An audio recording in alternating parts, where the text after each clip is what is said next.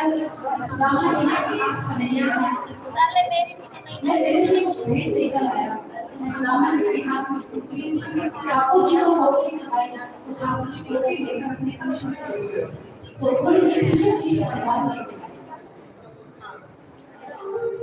भगवान ने टोकरी खोली और टोकरी खोल कर देखा चावल थे। इस साथ एक संदेश पत्र था। भाभी ने संदेश भेजा था, लेकिन सुशीला ने संदेश भेजा। सुशीला ने संदेश भेजकर लिखा एक मास 2 पापों में 9 एकादशी हो गए मेरे एकादशी।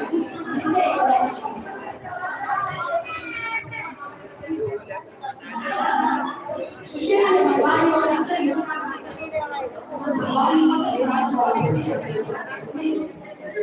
भगवान ने एक मुट्ठी चावल खाया, मेरी गलता सुख से नमक हो गया। 2 मुट्ठी चावल खाए, 2 लोगों का स्वामी बन गया। तीसरी मुट्ठी जैसे खाने लगे थोड़ी जगह भगवान में काफी उतार हो गई।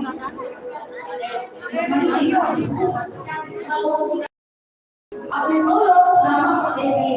अगर तीसरा लोग दे दिया तो आज ठीक है आप अपनी आप सुदामा जी को तो लोग पसंद सुदामा महल के बड़ा सुदामा के तब भगवान ने एक पत्र लिखा इसकी पत्र लिखा सुशीला दिया सुदामा पत्र में लिखा थोड़ी इसको नहीं पर अब ऐसा हुए अभी तेरे हाथ में नित्य वाज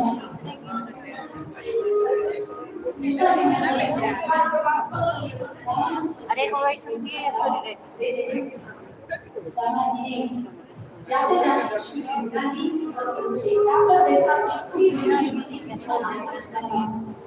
जैसा महल ठाकुर जी का था वैसा ही महल सुदामा जी का निहाल हो गए। दिन फिरे सुदामा जी ने ऐसे ही दिन फिरे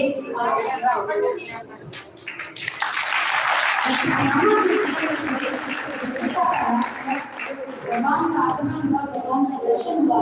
ऐसी आस मेरे जीवन में भगवान का दर्शन हुआ। आपके जीवन से दर्शन करने के लिए नारी से आपका परिवार बना रहे इस आस में बोले भगवान श्री कृष्ण ने श्रीमद् भागवत पुराण में जरासंध का वर्णन किया है। जरासंध कंस के ससुर थे। कंस की 2 पत्नियां थीं। तो जरासंध ने भगवान श्री कृष्ण को अपना बैरी बना लिया। जरासंध जब पैदा हुए थे 2 रानियों से पैदा हुए। तो एक रानी से आधा भाग हुआ था, दूसरी रानी से आधा भाग। भरत राजा के पुत्र हुए और भरत राजा ने जिन दोनों पुत्रों को जो आधे आधे थे उनको जंगलों में फेंकवा दिया। बड़ी अक्षरा नाम की राक्षसी आई और दोनों समूह को जोड़ दिया, जिससे इस पुत्र का नाम पड़ा जरासंध। भगवान को बैरी बना लिया और भगवान युद्ध करने के लिए लेकर गए थे। उस समय महाभारत के आखिरी जिसको वर्ष थे वो भगवान उनके साथ। तो उसी समय ही ये श्रीमद् भागवत महापुराण श्री वेदव्यास जरासंध ने बैरी बनाया भगवान को। भगवान भीम को लेकर भीम और जरासंध दोनों के बीच और भगवान के कहने पर भीम ने दोनों पैरों को जरासंध को पकड़ा और बीच से छीन लिया और एक दिशा में फेंक दिया, जिससे जरासंध की क्या हुए मृत्यु। दूसरा भगवान ने भागवत महापुराण में वर्णित किया है शिशुपाल। वो शिशुपाल हैं जिन्होंने विवाह थोड़ी जिसे करना चाहा और शिशुपाल भगवान श्री कृष्ण ने हुआ उसी के पुत्र। शिशुपाल का क्या कार्य था? प्रतिदिन भगवान को 100 गालियां देता। भगवान की बुआ ने एक बार भगवान से वरदान मांगा, कहा कन्हैया मैं तुमसे वरदान मांगती हूँ कि मेरा पुत्र आपको कितना भी ज्यादा बुरा करे आप उसे क्षमा करें।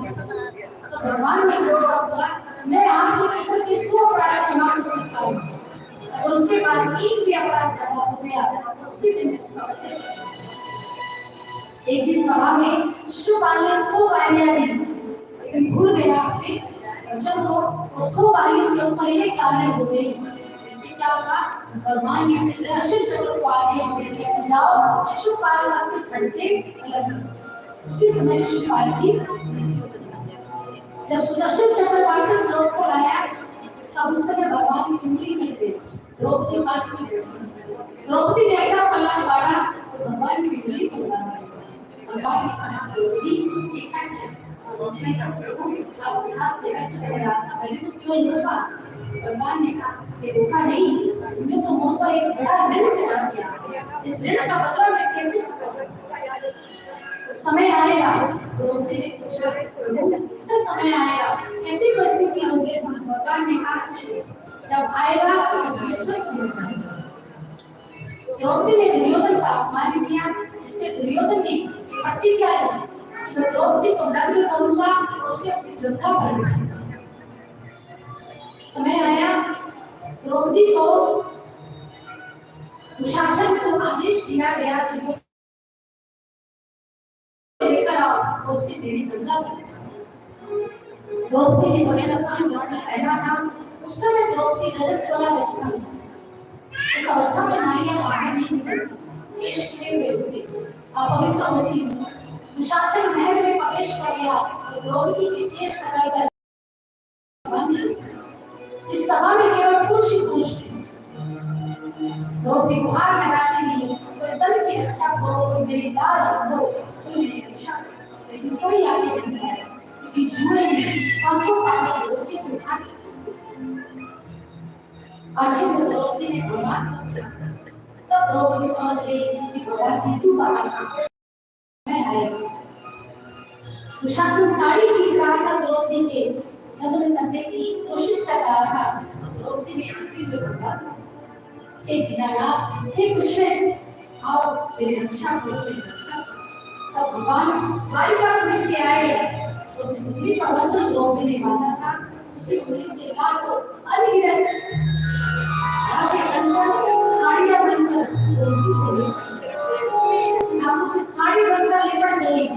पता नहीं चला साड़ी बीच नारी की नारी की साड़ी आभास नहीं। तो शासन हार गया, सीने से लटक गया, 10,000 हाथियों का बल चूर चूर हो गया, कुछ नहीं कर पाया, बेहोश हो गया। पूरी भरी सभा इसलिए देखती रही कि साड़ी लिपट गई है, लेकिन किसी को उनकी नजर नहीं। भगवान ने अपना वचन पूरा किया, द्रौपदी के शरीर की रक्षा, लेकिन द्रौपदी के जीवन की रक्षा भी ठाकुर जी ने। अब ठाकुर जी अपनी सभी लीलाओं को स्मरण करते हैं।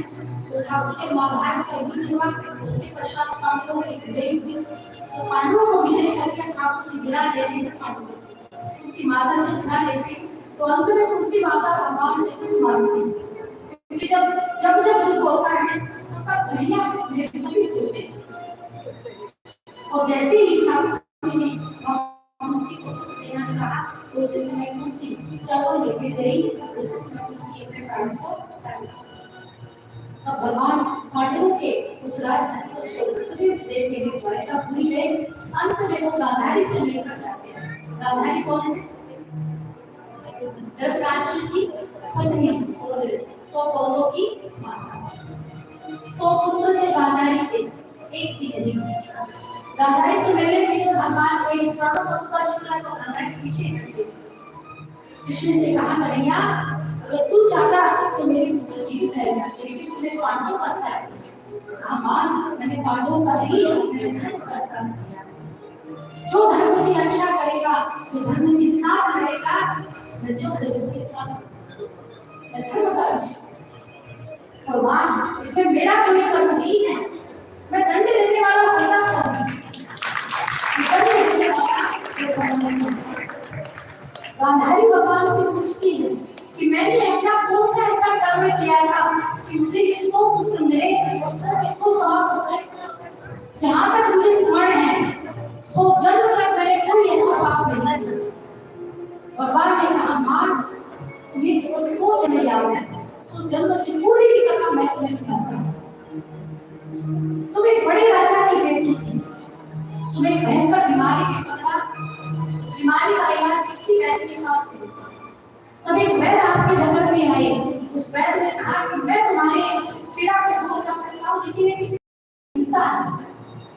हिंसा क्या है? इसमें 100 केंचुओं की हत्या करनी पड़ेगी। तुमने क्या कहा कि माँ स्मरण करो कि एक नहीं चाहे 100 केंचुओं की हत्या करो, लेकिन मुझे इस पीड़ा से मुक्ति देना। जिस प्रकार से माँ तेरा परिवार है, मेरा परिवार है, सबका परिवार है, वैसे ही हर जीव का परिवार है। उस केंचुए का पूरा संसार समाप्त हो गया, पूरा वर्ष समाप्त हो गया। माँ ये दुनिया गोल है, जहाँ व्यक्ति प्रारंभ होता है उसको वापस करिए। दुनिया गोल है, जहाँ व्यक्ति प्रारंभ होता है उसको वापस करिए। व्यक्ति जो कर्म करेगा वो उस पर लौट कर जरूर आएगा। कर्मों की जो श्रृंखला है गोल है। गांधारी वचन करने लगी, बोली कन्या मैं कैसे भगवान अब तेरे पास कुछ नहीं है, अब अंत समय है, भगवान की शरणागति ले लीजिए। भगवान जीवन को पास करना, मैं जानता हूँ आपके जीवन में सदैव दुख रहे। अंधे पति का सहयोग मिला, सौभाग्य हुए, कभी संसार में तुमने नहीं देखा। तुमसे भाग्यशाली माँ कौन हो सकती है? तुमसे भाग्यशाली नारी और कौन हो सकती है जिसने संसार के पक्ष को नहीं देखा, इसने मोह को कभी नहीं प्यार किया, मोह को प्राप्त नहीं किया। हाँ, जो जीवन बचा है उस जीवन को भगवान में लगन है। लेकिन गांधारी को क्रोध था, सो भगवान को जानते जानते कन्हैया मेरे यहाँ एक भी पुत्र नहीं बचा, तुम्हारा वंश भी धीरे धीरे करके समाप्त हो गया। भगवान ने कहा मैया तुमने तो मेरा काम बहुत ही आसान कर दिया। मैं तो स्वयं चाहता था कि मैं अपने वंश को समाप्त कैसे करूं। सोच ही रहा था कि तुमने तो मेरे काम को बहुत ही आसान किया। मैं तो स्वयं चाहता था कि मेरा वंश समाप्त हो जाए, जब कलयुग का आगमन होने वाला, उस कलयुग में कोई ये ना कहे कि हम कृष्ण के वंशज हैं। कोई गलत काम करेगा तो क्या कहेगा हम कृष्ण के। मैं नहीं चाहता मेरे वंश में कोई गलत करे। आज राम के वंशज आप सुनेंगे, जिन्होंने राम नाम नहीं रखी, राम के वंशज, लेकिन कृष्ण के वंशज आपको नहीं है। कोई आज अब तक जो पीढ़ी चल रही है, किसी ने आज तक ये नहीं कहा कि हम कृष्ण के वंश से आए। आपको हर वंश के मिलेंगे, शबरी के मिलेंगे, केवट के मिलेंगे, निषाद के मिलेंगे, जटायु के मिलेंगे, हर वंश के आपके यहाँ मिलेंगे, परंतु कृष्ण के नहीं। और जाते जाते गांधारी से प्रणाम करते हुए सबसे पहले भगवान ने द्वारिका में को समुद्र में डूबा। इसको द्वारिका व्यासी द्वार की द्वारिका पूरी समुद्र में समा गई। और आज भी गुजरात में आप जल में गोता लगाएंगे, आपको द्वारिका पूरी मिलेगी जल के अंदर। इस साक्ष्य प्रमाण है कि कभी भगवान आए थे 5000 6000 वर्ष 5500 वर्ष हो गए से पूर्ण द्वारिका कोई नहीं कह सकता कि भगवान नहीं। इस साक्ष्यों के प्रमाण को कदम कदम में आपको मिलेगा। भगवान चले गए, अब भगवान की को लगा अब मेरा शरीर मुझसे छूटने वाला है। अंत में धीरे धीरे कलयुग का आगमन, धीरे धीरे धीरे मनुष्य समाप्त होने लगे। बलराम के साथ और में उनके अपने परिवार के मदिरा का काम करते, मांस भोजन करते, लूट चोरी चकारी करते, व्यापार करते गए, जिससे सबकी मृत्यु से बच गया। अकेले रहे केवल और केवल भगवान। भगवान ने सोचा कि आप जंगल में जाए, इस काम को छोड़ा जाए। जंगल में गए और वहां जाकर आखिरी बार बांसुरी बजाए, लेकिन आज बांसुरी की धुन में निराशा है। तो आज लोग अपना शरीर छोड़कर जाने लगे, वो बांसुरी बजाने लगे, मीठी मीठी स्वर निकालने लगे। जो वहां के पशु पक्षी थे उन सब की आंखें में सजल हो गई, सब रो गए। आज ठाकुर जी ने बांसुरी में आज भूख नहीं, जो पहले सुनाई देता है। तो मीठी मधुर आवाज नहीं लगती। आज ये आवाज भी हमें अंदर से लगता है आसपास में संसार को छोड़कर जाने वाले ठाकुर जी लेटे कदम के पेड़ के नीचे बैठे बांसुरी बजाते हुए पैर पसार कर बैठे। इतने में वही परी शाम भगवान के पुत्र क्या नाम था शाम को वर्षा ऋषि ने ये श्राप दे दिया था कि तुम्हारे गर्भ से एक मूसल का निर्माण होगा, उस मूसल से 56 करोड़ की वंश समाप्त हो जाएगी। शाम को गर्भ ठहरा, उस गर्भ से मूसल निकला। तो सूरसेन महाराज ने जो भगवान के दादा थे, उन्होंने उसको किसी का नदी में फेंक छोटा सा टुकड़ा है मछली ने निगल लिया और एक मल्लाह ने उसको पकड़ा और मछली को छीना टुकड़ा निकाला। उस टुकड़े से तीर का कतरा पकड़ा और उसे कलश में डाला और उसी जंगल में आया जिस जंगल में वहीं पर आए तो हिरण के धोखे में तीर चलाया तो सीधे भगवान के गले में लगा। उधर जो बाकी का पक्ष बचा था तो फिर यहाँ पर 11वें स्कंद में प्रलय का वर्णन आया कि कौन कौन से बल्ले आए थे जिससे 56 करोड़ जो युद्धवंशी था वो समाप्त हो गया था। जिसमें से आए थे नैतिक आए थे, वाकल्पिक आए थे, वित्तीय आए, आध्यात्मिक आए। ये 4 प्रकार की प्रकृति के प्रलय हैं जहाँ जल से बाढ़ आ जाती है, दावानल हो जाता है जैसे अग्नि से आग लग जाती है, तूफान जैसे वायु से आता है। तो इस प्रकार से ये जब आए जो वंश था क्या हो गया, डूब गया। और इधर भगवान की भी अंतिम श्वास पर वो ले रहे थे और तो बड़ी जरा नाम का वैद्य आया। वो जरा नाम का वैद्य कौन था? ये थे त्रेता में राजा बलि, बाली का नाम सुना है, राजा बलि। इसके साथ भगवान श्री राम ने क्या किया था? शिवकर क्या किया था? तीर चलाया। इससे राजा बाली की क्या हो गई थी? मृत्यु। बलि आया, बलि आए, वो व्याध बनकर आए। तो भगवान राजा बलि तुम अपनी शिवकर क्यों मार? अगर युद्ध करना है तो सब शाकर कर दे। भगवान ने इस अपराध के लिए राजा बाली से क्षमा और वचन दिया कि आज मेरे कारण तुम्हारी उस समय आएगा कि ऋण मैं चुकाऊंगा तो तुम्हारे कारण तुम्हारे हाथ मेरी मृत्यु। तो वही बाली क्या बनकर आए? जरा नाम व्याध बनकर आए और उसने तीर चलाया तो भगवान के से चतुर्भुज रूप में 4 उनके शस्त्र थे वो सब अपने स्थान पर छोड़ना चाहिए। तो भगवान के शरीर से दिव्य ज्योति का प्रकट हुआ तो वही प्रकट होकर भगवान श्री कृष्ण ने भगवान श्री कृष्ण का दास संस्कार किया है अर्जुन ने किया। अर्जुन ने अंतिम संस्कार भगवान के शरीर पूरा जल गया था परंतु हृदय नहीं जला था। और आज भी जो वो हृदय है वो जीवित कहाँ है?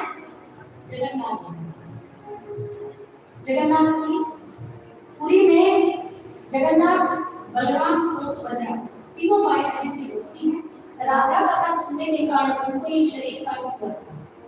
माँ रोहिणी के मुख से उन्होंने राधा कथा सुनी थी जिसको तीनों सुन नहीं पाए। उनका तेज इतना था राधा जी के कथा का कि तीनों के शरीर जो थे वो पिघले। आप देखिएगा ठाकुर जी का मुख, कान और नेत्र ये बड़े बड़े, बाकी आपको जो शरीर है बिल्कुल छोटा सा दिखाई देता। वो राधा कथा का ही परिणाम। और उन्हीं जगन्नाथ जी के अंदर ही भगवान श्री कृष्ण का हृदय। जब वर्ष में 2 आषाढ़ पड़ जाते हैं, वर्ष में कई बार 2 आषाढ़ पड़ जाएंगे तब जगन्नाथ जी को नवकलेश्वर होता है। नवकलेश्वर अर्थात हृदय परिवर्तन होता। उनके हृदय को पुराने जगन्नाथ जी से निकालकर नीम के पेड़ के से नए जगन्नाथ जी बनाए जाते हैं और उनमें उनको वास करवाया जाता है। लेकिन आज तो किसी को नहीं पता कि जो भगवान का हृदय है वो कैसा। वहाँ के जो विशेष सेवादार होते हैं, जिस दिन नवकलेश्वर होता है उस दिन पूरे भारत की सेना है ना, सीआरपीएफ के जवान होते वो वहां पर तैनात होते, जगह जगह से पोस्ट मारे जाते। इतना आसान नहीं नौ कलेश्वर करना, उस मंदिर के बाहर पोस्ट लग जाती है और जो वहां का मेन फंडा होता है उसको 3 प्रकार 4 प्रकार के दस्ताने पहना दिए जाते हैं। उसका स्पर्श हाथ से नहीं हो सकता क्योंकि वो ज्यादा ज्वलनशील है। अगर उसको हाथ पर रखते हैं तो हाथ जल जाता है, इतना तेज है उस हृदय में। तो उनको पहले 3-4 जोड़े तो दस्ताने पहने जाएंगे, 3-4 प्रकार के। आंखों पर कई प्रकार की पट्टियां बांधी जाएंगी, पूरा शरीर ढका जाएगा, तब जाकर उनकी हृदय को दूसरे जगन्नाथ जी में परिवर्तित किया जाता है। पूरे जगन्नाथपुरी की लाइट बंद हो जाती है, पूरे जगन्नाथपुरी में लाइट नहीं आती, बंद कर दिया जाता है, इंटरनेट सब कुछ बंद कर दिया जाता है। जगन्नाथ कलेश्वर होता है, दुर्लभ मंदिर है जगन्नाथ जी का। जगन्नाथ जी के मंदिर में जाएं, आप जैसे जैसे पैड़ियां चढ़ेंगे आपको समुद्र की आवाज आएगी, इससे समुद्र की लहरें उठेंगी, वापस आएंगे तब आवाज नहीं आएगी। जगन्नाथ जी का जो झंडा है वो हमेशा हवा की विपरीत दिशा में बहता है।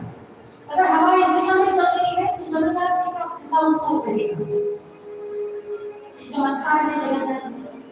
जगन्नाथ जी के मंदिर के ऊपर त्रिशूल लगा, उस त्रिशूल को आप किसी भी दिशा से देखिए वो आपको ऐसा प्रतीत होगा मानो आप सामने से देख रहे हैं। और सबसे बड़ी बात जगन्नाथ जी का भार, दुनिया का सारे मांगे हार जो है जगन्नाथ जी का भार। एकादशी के दिन मीठा दान होता है, एकादशी के दिन होता है। और मैंने बताया था किसके कांड, कर्मा गाय के कांड। तो भक्त के वश में भगवान एकादशी को भी भात खा लेते हैं। और वहां जानते हैं रसोई में कितनी सामर्थ्यता है, वहां पर 3 लाख से 3.5 लाख तक भक्तजन एक साथ बैठकर भोजन कर सकते हैं। इतनी बड़ी रसोई है जगन्नाथ। आप सोच सकते हो कि 3.5 लाख कितनी संख्या होती है। भोजन कैसे पकता है, एक थाली चूल्हे पर रखी जाती है, उसके ऊपर एक थाली, फिर उसके ऊपर एक, फिर उसके ऊपर एक, फिर उसके ऊपर एक के बाद 13 थालियां रख दी जाती है। 13 थाली रखे तो भोजन सबसे पहले किस थाली का पकना चाहिए, नीचे वाले का। लेकिन जगन्नाथ जी में ऐसा नहीं हो सकता। जगन्नाथ जी में सबसे ऊपर वाली थाली का सबसे पहले भोजन, बाद में नीचे वाले। ये महिमा है जगन्नाथ। वहां का भाग मिलना व्यवहार व्यक्ति के सौभाग्य में आता है, उसको भाग मिल जाए। इतने लोग वहां पर भोजन करने के लिए आते, इससे भी बढ़िया बात और सुनिए जगन्नाथ जी के विषय में। जगन्नाथ जी की रसोई जब तक खत्म नहीं होती तब तक जगन्नाथ जी का आखिरी व्यक्ति भोजन कर सकता। जब तक रसोई खत्म ही नहीं होती, ऐसा चमत्कार है वहां। और जब आखिरी श्रद्धालु भोजन कर लेगा तो ऑटोमेटिक है कि जगन्नाथ जी की उसमें भी बंद हो। मान लीजिए 8-10 बंदे भोजन करने के लिए आने वाले, 9 ने कर लिया लेकिन 10वां भी बाकी है। चाहे 10वें व्यक्ति को शाम हो जाए जगन्नाथ जी की रसोई चलती रहे, लेकिन जैसे ही 10वां व्यक्ति आकर भोजन कर लेगा वो आखिरी भोजन करना चाहिए। इतना बड़ा चमत्कार है जगन्नाथ। इस दुनिया में, इस पूरे संसार में सबसे बड़ी रसोई है जगन्नाथ जी। अद्भुत है जगन्नाथ जी, जहाँ साक्षात भगवान श्री हरि प्रलय रूप में। बोलिए जगन्नाथ भगवान की जय। भगवान विष्णु की लीलाओं का स्मरण करते हैं और वापस अपने नारायण स्वरूप में श्री सागर को चले जाते हैं। अब श्री सुखदेव मुनि राजा परीक्षित को कथा सुना रहे हैं। राजा परीक्षित श्री सुखदेव मुनि कहते हैं कि राजा अब यहाँ तक का विराम हो, मैंने तुम्हें सबका प्यार कथा सुनाया था, लेकिन मैं ये नहीं कहूँगा कि कथा समाप्त हो, क्योंकि मुझसे इतना स्वामी तुलसीदास जी महाराज ने कह दिया, हरि अनंत हरि कथा अनंत।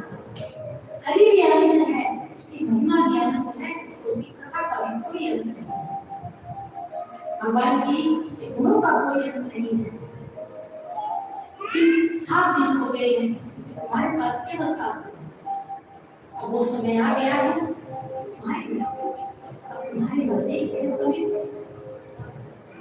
सुखदेव मुनि ने राजा परीक्षित से पूछा कि राजन, 7 दिन की तुमने कथा सुनी, क्या तुम्हें अभी मृत्यु से भय लग रहा है? क्या तुम्हें अभी मृत्यु से डर है?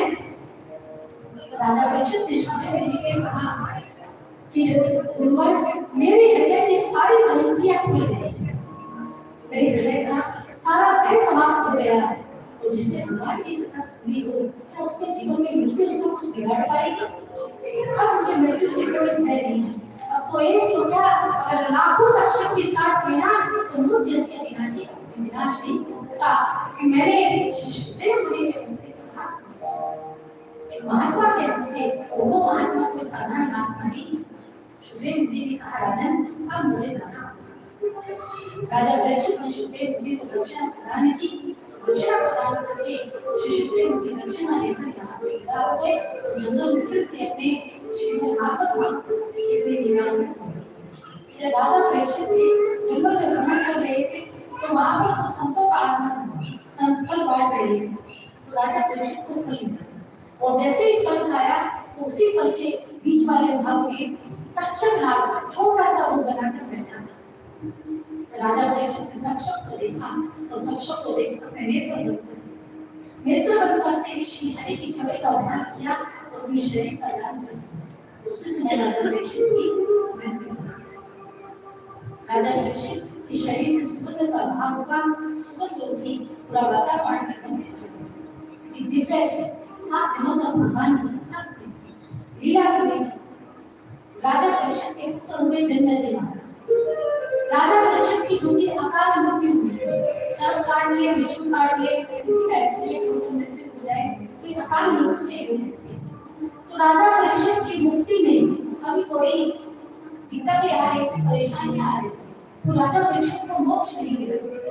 तब जन्मेजय महाराज आत्माओं ने कहा कि पुत्र, अब तुम अपने पिता को निमित्त बनाकर दोबारा भागवत महापुराण पढ़ो। तब जन्मेजय महाराज ने अपने पिता को निमित्त मानकर दोबारा श्रीमद् भागवत महापुराण पढ़ाई, जिससे राजा परीक्षित को मोक्ष प्राप्त हुआ। और ये प्रमाण है कि जिसके जीवन में अकाल मृत्यु का योग हो, तो उसको जरूर श्रीमद् भागवत महापुराण पढ़ानी चाहिए। इससे मृत्यु का भय समाप्त हो जाता है। जैसे राजा परीक्षित को भगवान के अंतिम दर्शन हुए, वैसे हम सभी को भगवान के दर्शन प्राप्त। बोलिए श्री कृष्ण कन्हैया। 7 दिनों तक आप सभी ने इस व्यास पीठ को, भगवान को समय दिया। बड़े सुंदर भाव से आप सभी ने श्रीमद् भागवत महापुराण को श्रवण किया। आप सभी का ये व्यास पीठ बहुत बहुत धन्यवाद करती हैं। धन्यवाद क्योंकि देखिए, इन्होंने भी कहते हैं कि जो मुखिया होता है वो समय नहीं निकाल पाता। मैं तो बड़ा ये मानती कि इन्होंने भी समय निकाला है भागवत महापुराण के लिए। तो आपका बहुत बहुत धन्यवाद, सभी का बहुत बहुत धन्यवाद।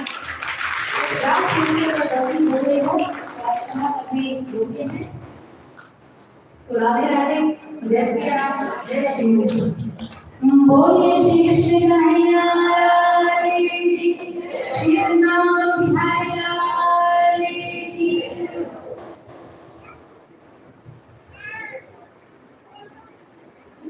बोलिए राधे राधे।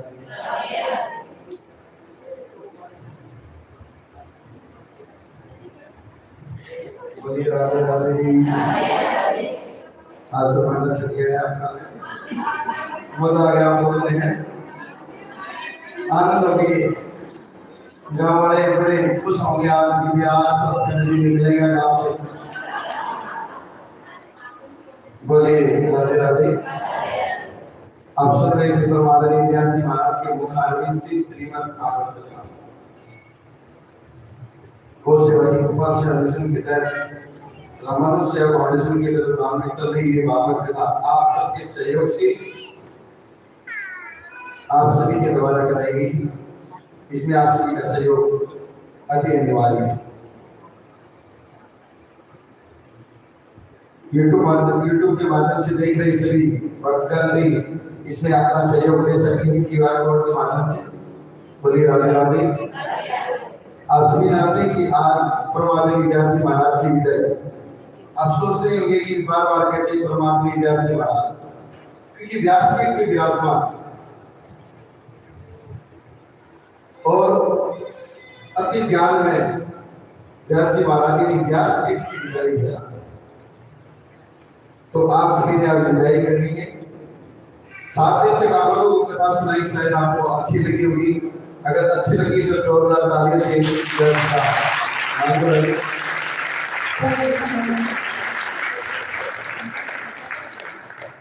अब आप सभी धक्का मुक्की नहीं करेंगे क्योंकि प्रसाद यहीं से मिलना है।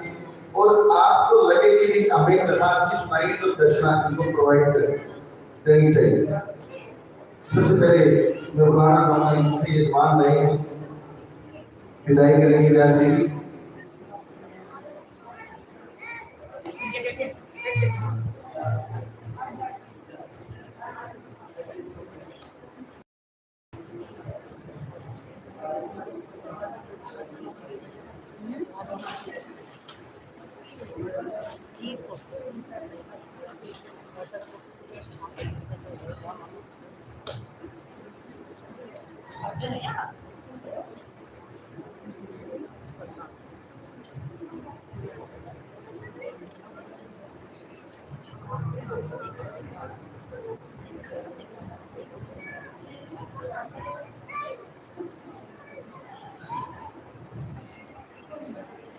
ताली तो बजती या नहीं बजती?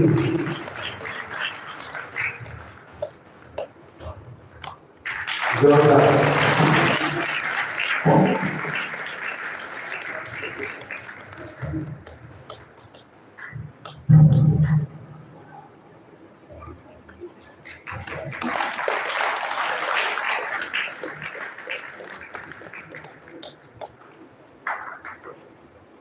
इसके बाद गांव के मुखिया प्रधान जी आए, उधर से आनंद जी प्रधान जी, यहाँ से यहाँ से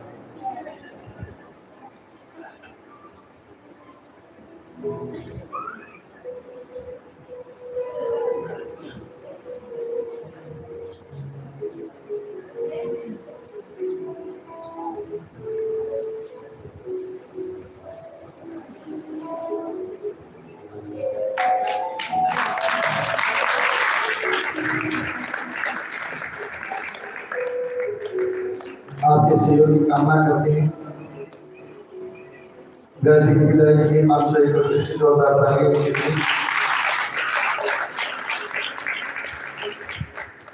आइए आप सभी बारी बारी से आदि म्यूजिक चलता रहे। देखिए लाइट धक्का मुक्की ना करें और मैं निवेदन करूंगा कि बारी बारी से उधर से ही आएंगे क्योंकि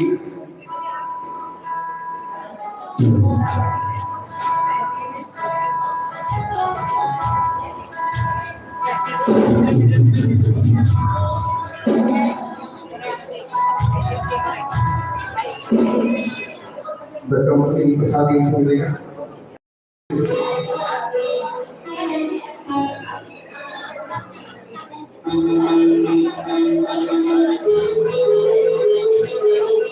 बैठते हैं कुछ नहीं बैठते हैं कुछ नहीं बैठते